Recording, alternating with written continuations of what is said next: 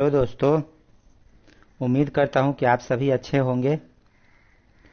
आज हम आपके लिए आस्था आईएएस का बीपीएससी और सीडीपीओ के लिए जो टेस्ट सीरीज आयोजित की गई है वह लेकर आए हैं। और सबसे पहले तो आप हमारे चैनल को सब्सक्राइब कर लें ताकि हर वीडियोस का नोटिफिकेशन आप तक आए और आप इसका लाभ ले सकें। तो चलिए आस्था आईएएस का टेस्ट 1 का आज प्रैक्टिस शुरू करते हैं। क्वेश्चन नंबर 1 है, चंद्रमा पर पलायन वेग का मान होता है। इसका राइट आंसर है ऑप्शन ए 2.4 किलोमीटर पर सेकेंड। चंद्रमा पर पलायन का वेग मान लगभग 2.4 किलोमीटर पर सेकेंड होता है तथा धरती पर पलायन वेग 11.2 किलोमीटर पर सेकेंड होता है। चंद्रमा पर पलायन वेग से गैस के अणुओं का वेग ज्यादा होने के कारण वे वहां से पलायन कर जाते हैं। इस कारण से भी चंद्रमा पर वायुमंडल संभव है। अगला प्रश्न है, जब प्रकाश एक माध्यम से दूसरे माध्यम में प्रवेश करता है तो निम्नलिखित में से क्या परिवर्तित हो जाता है। तो इसका राइट आंसर है ऑप्शन ई, क्योंकि जब कोई प्रकाश तरंग वायु से कांच या एक माध्यम से दूसरे माध्यम में प्रवेश करती है तो प्रकाश की सिर्फ आवृत्ति जो है वह स्थिर रहती है, बाकी वेग, तीव्रता और तरंग दैर्ध्य इत्यादि ये सभी में बदलाव होता है। तो इसके लिए इसका आंसर होगा एक से अधिक। नेक्स्ट क्वेश्चन है, खतरे का सिग्नल लाल रंग को बनाया जाता है, क्यों? क्योंकि इसका कारण है कि लाल रंग सबसे कम प्रकीर्णन होता है तथा यह दूर से सर्वाधिक स्पष्ट दिखाई देती है। लाल रंग की तरंगदैर्ध्य सबसे अधिक होती है जबकि बैंगनी रंग की सबसे कम होती है। तो इसका राइट आंसर है ऑप्शन ई। नेक्स्ट क्वेश्चन है, विभिन्न दूरियों पर स्थित वस्तुओं के प्रतिबिंब को फोकस करने के लिए आंख के लेंस की फोकस दूरी निम्नलिखित में से किसके द्वारा परिवर्तित होती है। इसका राइट आंसर है ऑप्शन बी, सिलियरी मांसपेशियां। अगला प्रश्न है, विद्युत धारा को किससे मापा जाता है। तो विद्युत धारा को एमीटर से मापा जाता है और विद्युत धारा का एसआई मात्रक एम्पियर होता है और जो वोल्ट मीटर से विभवांतर को मापा जाता है। अगला प्रश्न है, निम्नलिखित में से कौन सा जोड़ा असत्य है। तो इसका राइट आंसर है ऑप्शन ई, क्योंकि कार्डियोग्राम से दृश्य गति की माप होती है, वोल्ट मीटर से विभवांतर मापते हैं, अमीटर से विद्युत धारा और लक्स मीटर से प्रकाश तीव्रता, अर्थात सभी के सभी जो जोड़े हैं वो सत्य हैं। तो इसका राइट आंसर ऑप्शन ई। अगला प्रश्न है, किस तापक्रम पर सेंटीग्रेड और फ़ारेनहाइट का पाठ्यांक एक ही होता है। इसका राइट आंसर है ऑप्शन बी, -40 डिग्री सेल्सियस। अगला प्रश्न है, इनमें से कौन सी क्रिया रासायनिक परिवर्तन का उदाहरण नहीं है। तो इसका राइट आंसर होगा ऑप्शन ई, क्योंकि भौतिक परिवर्तन के अगर उदाहरण की बात करें हम तो वो होता है पानी का जमकर बर्फ बनना, मोम का गलना, दूध क्रीम अलग करना, दही से मक्खन निकालना आदि। और रासायनिक परिवर्तन का उदाहरण अगर हम ले तो मोमबत्ती का जलना, खाना पकना, ईंधन का स्कंदन, दूध से दही बनना, लोहे में जंग लगना इत्यादि है। अगले प्रश्न की ओर बढ़ते हैं। क्वेश्चन नंबर 9, शुष्क सेल का विभव कितना होता है। तो शुष्क सेल का विभव होता है 1.5 वोल्ट। शुष्क सेल एक गैल्वेनिक सेल है जिसमें द्रव विद्युत अपघट्य के स्थान पर नमी युक्त विद्युत अपघट्य का प्रयोग किया जाता है। इसका आविष्कार लेक्लांस ने किया था, अतः इसे लेक्लांस सेल भी कहा जाता है। शुष्क सेल का विभव 1.5 वोल्ट होता है। अगला प्रश्न है, तीसरे और चौथे समूह के ऑक्साइड का सामान्य गुणधर्म क्या है। तो इसका सामान्य धर्म है बेसिक और एसिडिक। अगला प्रश्न है, अम्लीय वर्षा का पीएच मान कितना होता है। तो अम्लीय वर्षा का पीएच मान होता है 5.6 से अधिक। जिस वर्षा के जल का पीएच मान 5.6 से कम होता है वह अम्लीय वर्षा कहलाती है। वायुमंडल में उपस्थित CO2 एवं SO2 एवं NO जैसे गैसें वर्षा के साथ घुलकर क्रमशः कार्बोनिक अम्ल, सल्फ्यूरिक अम्ल और नाइट्रिक अम्ल बनाती है। अम्ल वर्षा भवनों, ऐतिहासिक इमारती, पौधों एवं जंतुओं के साथ पारिस्थितिक तंत्र को भी क्षति पहुंचाती है। अगला प्रश्न है, साधारण नमक में क्या उपस्थित होता है? तो साधारण नमक में प्रबल क्षार एवं प्रबल अम्ल दोनों ही उपस्थित रहते हैं। साधारण नमक एक उदासीन लवण है जो सोडियम हाइड्रोक्साइड यानी प्रबल क्षार और हाइड्रोक्लोरिक अम्ल यानी प्रबल क्षार की अभिक्रिया से प्राप्त होती है। प्राकृतिक रूप से समुद्रों से पृथक करके खनिज रूप से भी प्राप्त किया जाता है। इसका रासायनिक नाम सोडियम क्लोराइड है। अगला प्रश्न है, क्रोमियम स्टील मिश्रण है किसका? तो क्रोमियम स्टील जो है वह क्रोमियम और कार्बन का मिश्रण है। नेक्स्ट क्वेश्चन है,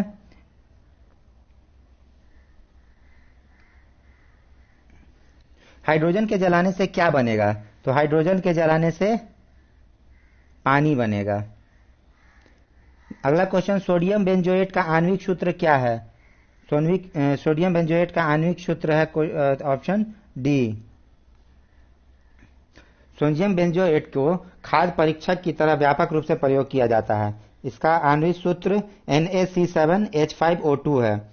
यह बेंजोएट अलग का सोडियम लवण होता है। सोडियम हाइड्रोक्साइड से बेंजोएट अम्ल के उदासीनीकरण अभिक्रिया द्वारा सोडियम बेंजोएट प्राप्त किया जाता है। अगला प्रश्न है, इनमें से किसे प्रकृति की किडनी के नाम से जाना जाता है? तो प्रकृति की किडनी के नाम से हम आर्द्र भूमि को जानते हैं। पोषक तत्वों का पुनर्निर्माण तथा जहरीले तत्वों को निष्क्रिय करने के कारण आर्द्र भूमियां प्रकृति की किडनी कही जाती है। अगला प्रश्न है, प्रकाश वैद्युत प्रभाव के आविष्कारकर्ता कौन थे? तो प्रकाश वैद्युत प्रभाव के आविष्कारकर्ता थे हर्ट्ज। किसी पदार्थ द्वारा बहुत सी ही छोटी तरंगदैर्घ्य के विद्युत चुंबकीय विकिरण से ऊर्जा के अवशोषण के फलस्वरूप उसमें से इलेक्ट्रॉन का उत्सर्जन होता है। इसे प्रकाश वैद्युत प्रभाव के नाम से जाना जाता है। इसकी खोज सर्वप्रथम 1887 में हेनरी हर्ट्ज ने की थी। अगला प्रश्न है,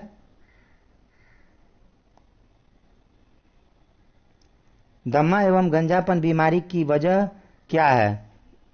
तो इसका वजह है कवक। दमा एवं गंजापन कवक जनित रोग है।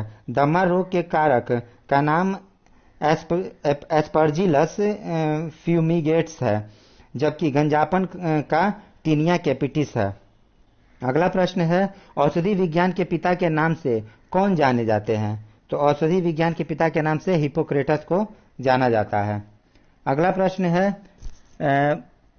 मम्प्स क्या है? तो मम्प्स क्या है? एक बीमारी है। इसको हम लोग गलसुआ भी कहते हैं। यह पैरामिक्सोवायरस द्वारा फैलाई जाने वाली एक बीमारी है जिसमें पैरोटिक ग्रंथि में सूजन, जलन और दर्द होने लगता है। अगला प्रश्न है, लार में मुख्यतः कितने प्रकार के पाचक एंजाइम पाए जाते हैं? तो लार में मुख्यतः 2 प्रकार के एंजाइम पाए जाते हैं। मनुष्य में 3 जोड़ी लार ग्रंथियां पाई जाती है। लार में मुख्यतः 2 प्रकार के पाचक एंजाइम टाइलिन और लाइसोजाइम पाए जाते हैं। मेढक व व्हेल में लार ग्रंथियां नहीं पाई जाती है। अगला प्रश्न है, इनमें से किसे कोशिकीय ईंधन भी कहा जाता है? तो इसका राइट आंसर है ऑप्शन डी। श्वसन की क्रिया से ऊर्जा का उत्पादन होता है। इस प्रक्रिया में सामान्य परिस्थितियों में ग्लूकोज का ऑक्सीजन की उपस्थिति में ऑक्सीकरण होता है तथा ऊर्जा विमुक्त होती है। इसी कारण ग्लूकोज को कोशिकीय ईंधन भी कहा जाता है। अगला प्रश्न है, पेसमेकर को अन्य किस नाम से भी जाना जाता है? तो पेसमेकर को अन्य एसए नोड्स के नाम से जाना जाता है। एसए नोड्स या सिनोएट्रियल नोड कोशिकाओं का एक समूह है जो हृदय के दाहिने कक्ष में स्थित होता है। अगला प्रश्न है, मानव पोषण के लिए टमाटर बहुल स्रोत है। तो टमाटर में किसकी अधिकता पाई जाती है? तो साइट्रिक अम्ल का। टमाटर का मुख्य रूप से साइट्रिक अम्ल एवं मौलिक अम्ल पाया जाता है, जिसके कारण यह प्रत्याम्ल को कार्य करता है। इसमें ऑक्सैलिक अम्ल भी उपस्थित होता है, परंतु इसकी मात्रा बहुत कम होती है। अगला प्रश्न, इनमें से कौन सा कथन सुमेलित नहीं है? अर्बर और स्मिथ अंतः केंद्रन का पता लगाना, फील्डमैन एग्रोबैटिक टीडीएनए युक्त परिजीवियों का विकास करना, मुलिस। तो इसमें अगर हम लोग सभी को देखें तो इसमें से जो इस प्रश्न का सही उत्तर होगा वो होगा ऑप्शन ई, क्योंकि चारों के चारों ऑप्शन जो है वो सही सुमेलित है। अगला प्रश्न है, महिलाओं में पुरुषों जैसे लक्षण दिखना क्या कहलाता है?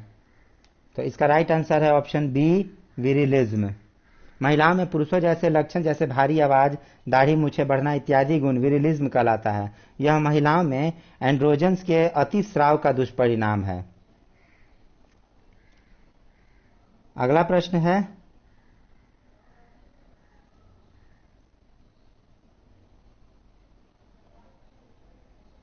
निम्नलिखित में से कौन सा कथन असत्य है?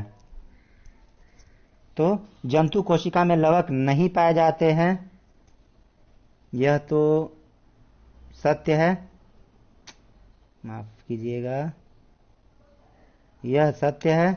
कार्क ओक वृक्ष की छाल से प्राप्त किया जाता है, यह भी सही है। एकेशिया पौधे की लकड़ी से कत्था प्राप्त किया जाता है, यह भी सही है। और पादप कोशिका में सिलिया नहीं पाई जाती, यह भी सही है। तो इस प्रश्न का राइट आंसर होगा ऑप्शन ई, एक से अधिक। अगला प्रश्न है, ब्लू फ्लैग क्या है? तो ब्लू फ्लैग एक ट्रेडमार्क है। ब्लू फ्लैग FEE के स्वामित्व वाला एक ट्रेडमार्क है जो 60 सदस्य देशों में 65 संगठनों से मिलकर एक गैर लाभकारी और गैर सरकारी संगठन है। अगला प्रश्न है, पॉलीमरेज चेन रिएक्शन का प्रयोग किया जाता है? तो यह किया जाता है डीएनए प्रबंधन की तकनीक में। पॉलीमरेज चेन रिएक्शन एक इन विट्रो डीएनए प्रबंधन तकनीक है। इसके अंतर्गत विशिष्ट डीएनए पॉलीमरेज एंजाइम का प्रयोग करके डीएनए या जीन के किसी विशेष खंड की लाखों प्रवर्धित प्रतियां तैयार की जाती है। अगला प्रश्न है, विश्व का पहला देश में बायोमेट्रिक्स प्राइवेसी कोड लागू किया गया है? तो इसका राइट आंसर है ऑप्शन सी, ऑस्ट्रेलिया में। अगला प्रश्न है, क्रास्पेडोट्रोपिक्स ग्रेटाथनबर्ग प्रजाति किसकी है? तो यह जो है, यह घोंघे की प्रजाति है। अगला प्रश्न है,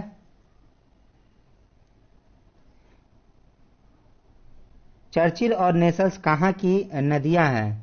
तो यह जो है वो कनाडा की नदियां हैं। अगला प्रश्न है, एंडीज पर्वत का विस्तार कितने देशों में है? तो एंडीज पर्वत का विस्तार टोटल 7 देशों में है। इसका विकास जो है वो दक्षिण अमेरिका के 7 देशों में है। यह विश्व की सबसे लंबी पर्वत श्रृंखला होने के साथ हिमालय में दूसरी सबसे ऊंची पर्वत श्रृंखला है, हिमालय के बाद। अगला प्रश्न है, इनमें कौन सा पठार सबसे दक्षिण में स्थित है? तो इनमें से सबसे दक्षिण में स्थित पठार है पेंटागोनिया का पठार। पेंटागोनिया का पठार जो कि अर्जेंटीना में स्थित है, यह दक्षिण अमेरिकी देश है। जबकि लॉरेंशिया का पठार कनाडा में स्थित है, और कोलंबिया का पठार यूएसए में, और कोलोराडो का पठार भी यूएसए में उत्तरी अमेरिका में स्थित है। अगला प्रश्न है, सुनहरी क्रांति का संबंध किससे है? तो सुनहरी क्रांति का संबंध है फल उत्पादन से। बाकी भूरी क्रांति जैसे गैर परंपरागत ऊर्जा उत्पादन से संबंधित है। अमृत क्रांति नदियों को जोड़ने की योजना है, और सदाबहार क्रांति या द्वितीय हरित क्रांति कृषि उत्पादन को दोगुना करने से संबंधित है। अगला प्रश्न है, लौह इस्पात उत्पादन में अग्रणी देश कौन है? तो इसमें अग्रणी देश है चीन। अगला क्वेश्चन है कि इनमें से किन प्रदेश या प्रदेशों का सर्वाधिक तटीय सीमा है? तो इसका राइट आंसर होगा ऑप्शन बी, अंडमान निकोबार द्वीप समूह। अंडमान निकोबार द्वीप समूह का लगभग 1962 तटीय सीमा है, 1962 किलोमीटर। उसके बाद अगर हम देखें तो गुजरात का 1215 किलोमीटर है, आंध्र प्रदेश का 974 किलोमीटर है, और दमन दीव का 28 किलोमीटर है। अगला प्रश्न है, इनमें से किस देश से भारत का सर्वाधिक सीमा स्पर्श करती है? तो इसका राइट आंसर होगा ऑप्शन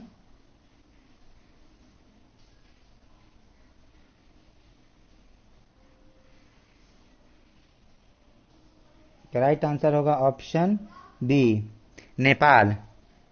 हालांकि दोस्तों भारत का सर्वाधिक सीमा स्पर्श करता है सबसे ज्यादा वह बांग्लादेश से, लेकिन प्रश्न में दिया है कि इनमें से किस देश से भारत की। तो जो ये 4 ऑप्शन दिए गए हैं उनमें से सबसे बड़ी सीमा जो है वो नेपाल के साथ भारत स्पर्श करती है, क्योंकि बांग्लादेश के साथ हम जानते हैं कि 4096 किलोमीटर स्पर्श करती है। चीन के साथ लगभग 3500 के आसपास है। पाकिस्तान के साथ 3323 किलोमीटर है। नेपाल के साथ 1751 किलोमीटर है। म्यांमार के साथ 1643 किलोमीटर है। भूटान के साथ 966 किलोमीटर और अफगानिस्तान के साथ सबसे कम 106 किलोमीटर है। अगला प्रश्न है कि सुंदरवन को नेशनल पार्क कब घोषित किया गया है? तो इसका राइट आंसर है ऑप्शन ए, 1984 में। सुंदरवन डेल्टा का नाम वहां पाए जाने वाले सुंदरी नामक पादप से लिया गया है, जो किसी विश्व का सबसे बड़ा एवं तेजी से वृद्धि करने वाला डेल्टा है। यहाँ रॉयल बंगाल टाइगर भी पाए जाते हैं। यह लगभग 9630 किलोमीटर स्क्वायर में फैला हुआ है। यहाँ के जल में लवण की मात्रा 70% है। सुंदरवन को 1984 ईस्वी में नेशनल पार्क घोषित किया गया था। अगला प्रश्न है, रूपकुंड झील भारत के किस राज्य में अवस्थित है? तो रूपकुंड झील उत्तराखंड में अवस्थित है। यह उत्तराखंड राज्य में एक हिमानीकृत झील है। इस झील का 1942 में एच.के. माधवन नामक एक रेंजर ने खोजा था।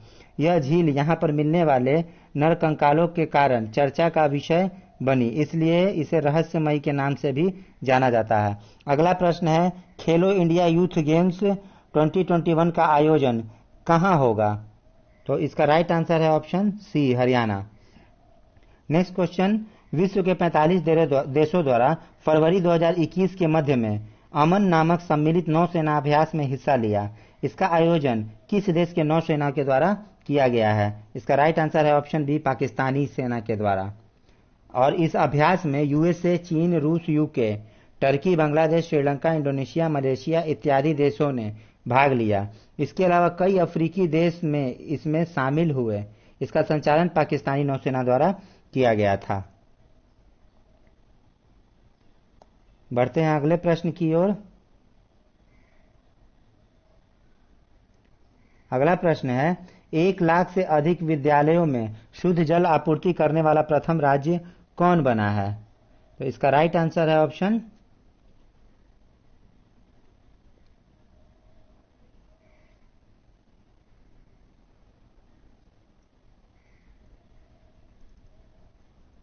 डी, उत्तर प्रदेश। और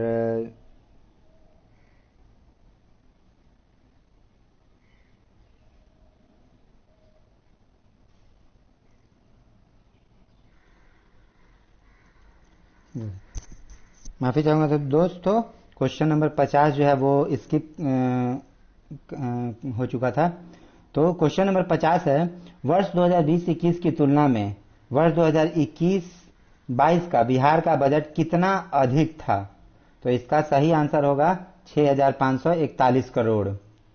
वित्तीय वर्ष 2021-22 के लिए बिहार सरकार का बजट प्रदेश में उप मुख्यमंत्री श्री तारकिशोर प्रसाद ने 22 फरवरी 2021 को विधानसभा में प्रस्तुत किया।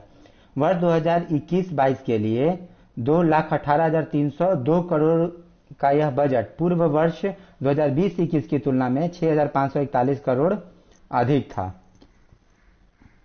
अब चलते हैं क्वेश्चन नंबर 51 की तरफ। क्वेश्चन नंबर 51 में है कि 1 लाख से अधिक विद्यालयों में शुद्ध जल आपूर्ति करने वाला प्रथम राज्य कौन बना है? इसका राइट आंसर है ऑप्शन डी, उत्तर प्रदेश। केंद्रीय जल शक्ति मंत्रालय की ओर से विधायकों, आश्रम शालाओं व आंगनबाड़ी केंद्रों में नल से जल उपलब्ध कराने की शुरू की गई योजना में 9 राज्य और एक केंद्र शासित प्रदेश ने लक्ष्य हासिल कर लिया है। बिहार ने करीब 99% स्कूलों में शुद्ध जल पहुंचाया है, तो उत्तर प्रदेश 1 लाख से अधिक स्कूलों में नल से जलापूर्ति शुरू करने वाला पहला राज्य बन गया है। अगला प्रश्न है, रामप्पा मंदिर कहाँ स्थित है? तो रामप्पा मंदिर तेलंगाना में स्थित है। यह तेलंगाना के वारंगल के पालमपेर में स्थित रामप्पा मंदिर को यूनेस्को ने विश्व धरोहर स्थल के तौर पर मान्यता दी है। इसे काकतीय रुद्रेश्वर मंदिर के नाम से भी जाना जाता है। सरकार ने 2019 के लिए यूनेस्को को इसे विश्व धरोहर स्थल के तौर पर मान्यता देने का प्रस्ताव दिया था। अगला प्रश्न है 15वें आर्थिक सर्वेक्षण 2020-21 के अनुसार स्थित मूल्य पर बिहार का विकास दर कितना प्रतिशत है? तो इसका राइट आंसर है ऑप्शन ए 10.5%। अगला प्रश्न है हाल ही में केंद्र सरकार ने तेल कंपनियों में 49% से एफडीआई को परिवर्तित करके कितना प्रतिशत कर दिया है? तो यह 100% कर दिया गया है। अगला प्रश्न है अंतर्राष्ट्रीय ओलंपिक समिति ने ब्रिस्बेन को किस वर्ष के लिए ओलंपिक की मेजबानी के लिए चुना है? तो इसका राइट आंसर है ऑप्शन सी 2032 के लिए। क्वेश्चन नंबर 56 हाल ही में भारत के किस पर्यावरणविद एवं चिपको आंदोलन के नेता का निधन हो गया था? तो इसका राइट आंसर है सुंदरलाल बहुगुणा।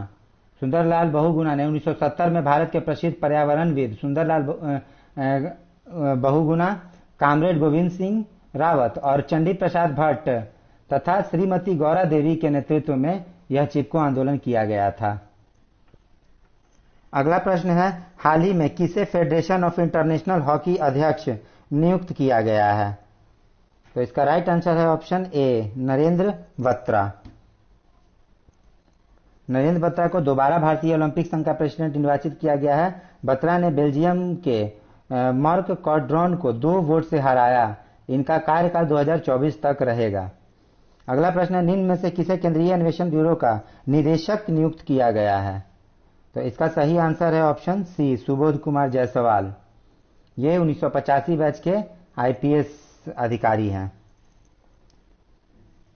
अगला प्रश्न है हाल ही में एरियस हेनरी को कहां का प्रधानमंत्री नियुक्त किया गया है? तो एरियस हेनरी को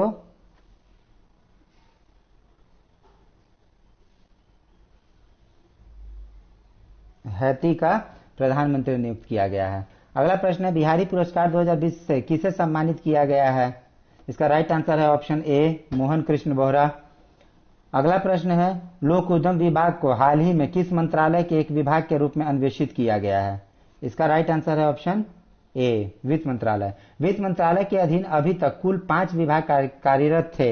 हाल ही में एक छोटा विभाग बनाया गया जिसका नाम लोक उद्यम विभाग है। इसके अन्य 5 विभाग हैं आर्थिक मामलों का विभाग, राजस्व विभाग, व्यय विभाग, वित्तीय सेवा विभाग, निवेश तथा सार्वजनिक संपत्ति प्रबंधन विभाग। अगला प्रश्न है हाल ही में पासपोर्ट रैंकिंग में शीर्ष पर किस देश ने कब्जा किया है? तो इसका राइट आंसर है ऑप्शन बी जापान। अगला प्रश्न है हाल ही में राष्ट्रीय जनजातीय महोत्सव का उद्घाटन किसने किया था? तो इसका उद्घाटन जो है वो एम.के. वेंकैया नायडू के द्वारा किया गया था। अगला प्रश्न है हाल ही में कौन सा शहर देश में ड्रिंक फ्रॉम टैप सुविधा प्रदान करने वाला पहला शहर बन गया है? तो इसका राइट आंसर है ऑप्शन बी पुरी उड़ीसा।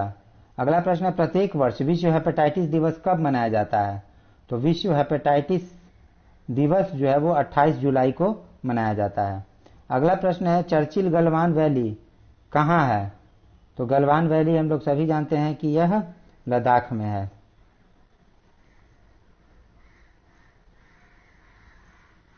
अगला प्रश्न है बैडमिंटन का महिला ओलंपिक 2020 के एकल स्वर्ण पदक किसने जीता है? इसका राइट आंसर है ऑप्शन बी चेन यूफेई। भारत की बैडमिंटन खिलाड़ी पीवी सिंधु की भागीदारी से इस खेल के मेडल पर सबकी निगाहें थी।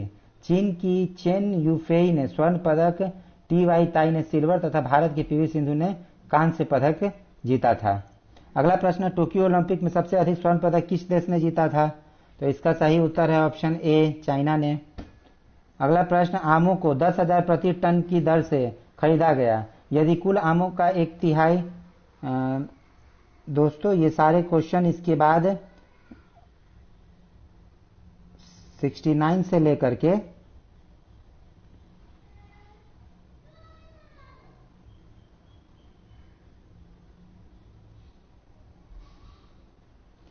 69 से लेकर क्वेश्चन नंबर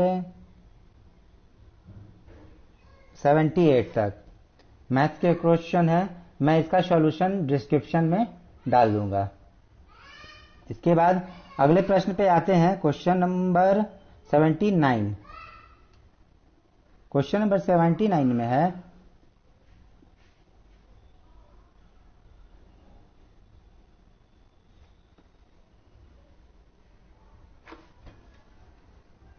जैन परंपरा के अनुसार इनमें से किस शासक ने अपने संपूर्ण साम्राज्य में पशु हत्या एवं मद्यपान पर प्रतिबंध लगा दिया था? तो इसका राइट आंसर है ऑप्शन सी, कुमारपाल ने। कुमारपाल चालुक्य सोलंकी वंश का एक महत्वपूर्ण शासक थे। प्रसिद्ध जैन आचार्य हेमचंद्र ने उसे जैन धर्म दीक्षित किया था। जैन परंपरा के अनुसार कुमारपाल ने अपने संपूर्ण साम्राज्य में पशु हत्या, मद्यपान एवं धूर्त कीड़ा पर प्रतिबंध लगा दिया था। तो इसका राइट आंसर है ऑप्शन सी, कुमारपाल। अगला प्रश्न है, इनमें से किस शासक को वर्ण व्यवस्था का रक्षक कहा जाता है? तो इसका राइट आंसर है ऑप्शन सी, गौतमी पुत्र सतकर्णी। यह सातवाहन वंश का सबसे महान शासक था। इसमें चातुर्वर्ण्य व्यवस्था को फिर से स्थापित किया था और वर्ण संकर व्यवस्था को रोका। इसने बौद्ध संघ को अज कालकीय तथा कार्ले के भिक्षु संघ को कर्जक नामक ग्राम प्रदान किए थे। अगला प्रश्न, दिगंबर विश्वास एवं विष्णु विश्वास निम्नलिखित में से किस घटना के प्रमुख नेता थे? तो इसका राइट आंसर होगा ऑप्शन ई, क्योंकि दिगंबर विश्वास एवं विष्णु विश्वास नील विद्रोह के प्रमुख नेता थे।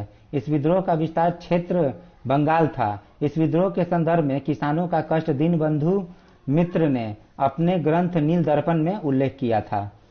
अगला प्रश्न है, तृतीय बौद्ध संगीति किसकी अध्यक्षता में संपन्न हुई थी? तो इसका राइट आंसर है ऑप्शन बी। तृतीय बौद्ध संगीति का आयोजन 255 ईसा पूर्व में पाटलिपुत्र में कालाशोक के समय हुई थी। इसकी अध्यक्षता मोगली पुतिस के द्वारा की गई थी।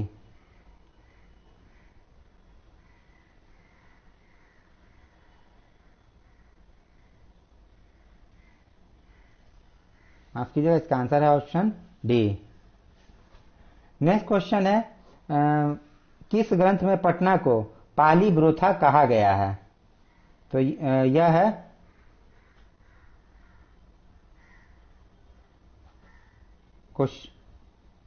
इसका आंसर है ऑप्शन ए, इंडिका में। मेगास्थनीज की इंडिका में पाटलिपुत्र नगर के प्रशासन की विस्तृत चर्चा की गई है।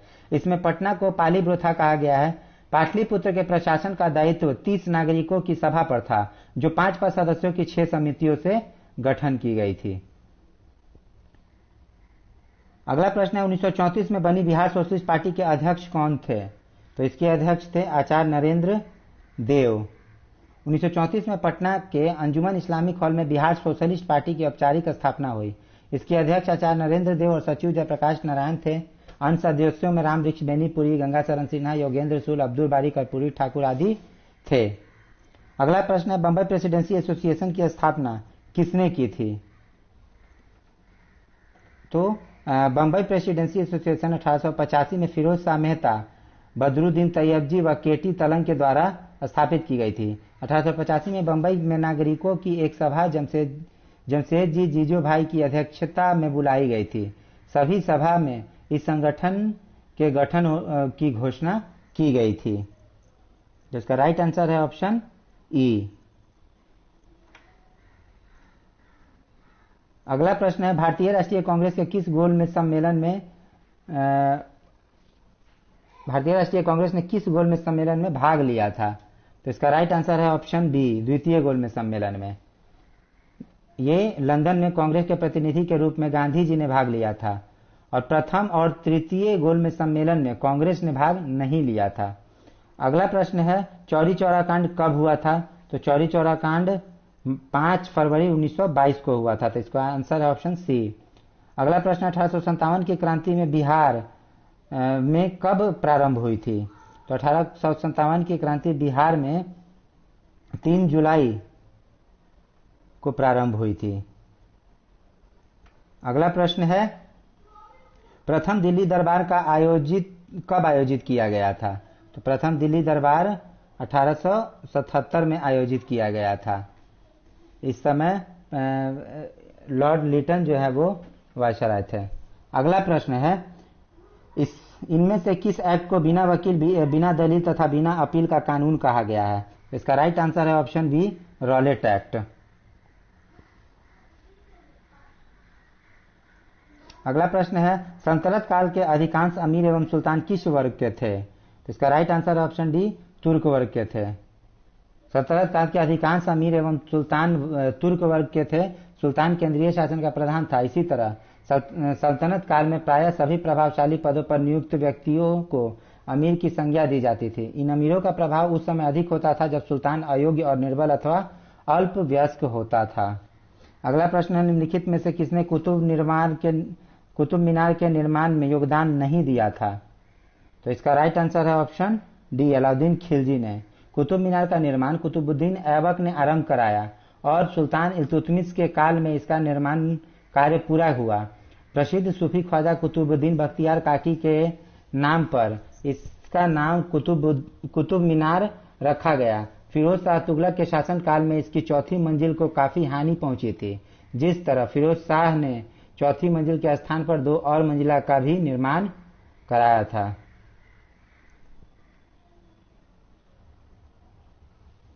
अगला प्रश्न है, दस्तरबंदान कौन कहलाते थे?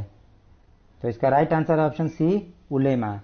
सल्तनत काल में ऊंचे धार्मिक और न्यायिक पदों पर बैठे व्यक्तियों को उलेमा को सामूहिक रूप से दस्तरबंदान यानी पगड़ी पहनने वाला कहा जाता था, क्योंकि वे सिर पर आधिकारिक रूप से पगड़ी पहने जाने वाली पगड़ी धारण करते थे। अगला प्रश्न है, दिल्ली में पुराना किला के भवनों का निर्माण किसने करवाया था? तो इसका राइट आंसर है ऑप्शन ए, शेरशाह सूरी ने। अगला प्रश्न है, मानव बलि प्रथा का निषेध करने के कारण अंग्रेजों के विरुद्ध विद्रोह करने वाली जनजाति का नाम क्या है? तो इसका राइट आंसर है ऑप्शन सी, खोंद। खोंद जनजाति के लोग तमिलनाडु से लेकर बंगाल और मध्य भारत तक फैले विस्तृत पहाड़ी क्षेत्र में रहते थे और पहाड़ी होने के कारण वे वस्तुतः स्वतंत्र थे। इन्होंने 1837 से 56 तक अंग्रेजों के विरुद्ध विद्रोह किया था। इस आंदोलन का नेतृत्व युवा राजा के नाम पर चक्र बिश्नोई ने किया था। इस विद्रोह के मुख्य कारण ब्रिटिश सरकार द्वारा मानव बलि को प्रतिबंधित करने के प्रयास, अंग्रेजों द्वारा नए करों का आरोपण और अनेक क्षेत्रों में जमींदारी तथा साहूकारों के प्रवेश से संबंधित थे, जिसके कारण आदिवासियों के अनेक कारणों का सामना करना पड़ता था। अगला प्रश्न है, अंग्रेजों ने रैयतवाड़ी व्यवस्था सर्वप्रथम आरंभ की थी? तो इन्होंने सर्वप्रथम मद्रास प्रेसिडेंसी में आरंभ की थी। अगला प्रश्न है, इनमें से किसने अभिनव भारत की स्थापना की थी? तो इसका राइट आंसर है ऑप्शन सी, वी.डी. सावरकर। अगला प्रश्न है, जय सिंह ने सिद्धराज की उपाधि धारण की थी। यह मालवा के परमार वंश के शासक थे।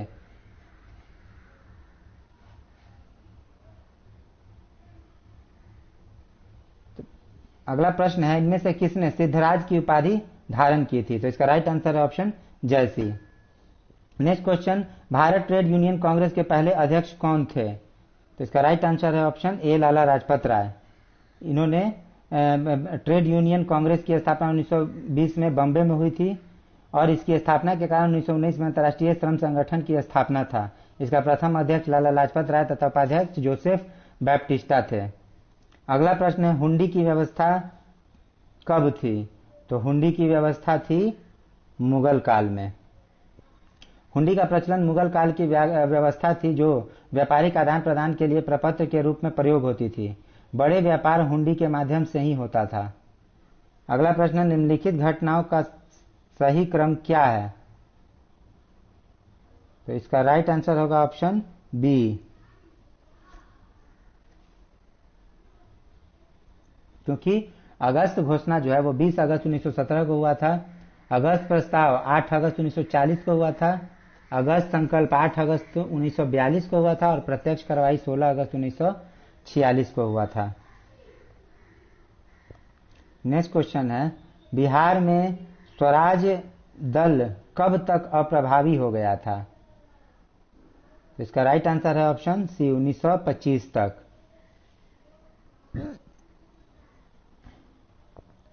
अगला प्रश्न है, नोनिया संप्रदाय का संबंध किससे था? तो नोनिया संप्रदाय का संबंध इन चारों में से किस, ऑप्शन ई से होगा। राइट आंसर, इसका रीजन, नोनिया विद्रोह का संबंध सोरे के उत्पादन से था। सोरा उत्पादन का मुख्य केंद्र हाजीपुर, तिरहुत, सारण और पूर्णिया था। सोरे की मिट्टी इकट्ठा करने और उसे तैयार करने का काम नोनिया करते थे। ब्रिटिश हुकूमत के शोषण का शिकार होने के कारण नोनिया विद्रोह किया गया। अगला प्रश्न, अनुशीलन समिति के संस्थापक कौन थे? तो अनुशीलन समिति की स्थापना जब 1902 ईस्वी में बंगाल में हुई थी। इसके संस्थापक वीरेंद्र कुमार घोष, जतीन्द्र कुमार बनर्जी तथा प्रमोद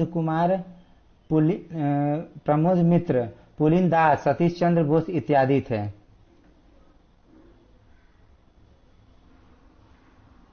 इसका राइट आंसर होगा ऑप्शन ई।